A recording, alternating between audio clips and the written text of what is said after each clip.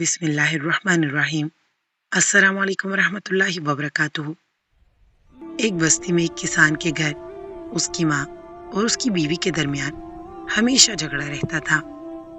کسان کی بیوی اس سے ناراض ہو کر اپنے میکے چلی جاتی تھی اور کسان منت سماجت کر کے بیوی کو منا کر گھر لے آتا تھا۔ کئی بار اسی طرح ہو چکا تھا۔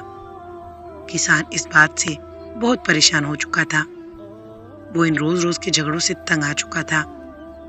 ہمیشہ کی طرح اس بار بھی کسان کی ماں اور بیوی کے درمیان جھگڑا ہوا تو بیوی حسب معمول ناراض ہو کر میکے چلی گئی۔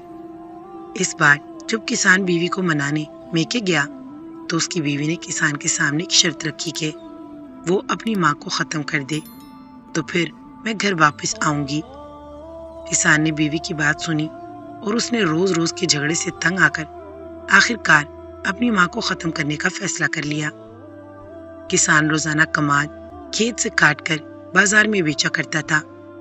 ایک دن وہ اپنی ماں کو بہانے سے کھیت میں لے گیا۔ اس نے والدہ کو ایک طرف کھڑا رہنے کو کہا اور کماد کو کاٹنا شروع کر دیا۔ کماد کاٹتے کاٹتے اچانک اس نے اپنی کلہاڑی سے ماں پر حملہ کیا۔ ماں کو مارنے کے لیے کہ زمین نے اس کے پاؤں پکڑ لیے اور کلہاڑی دور جا گری اور اس کی ماں چلاتی ہوئی اپنی جان بچا کر گاؤں کی طرف بھاگی۔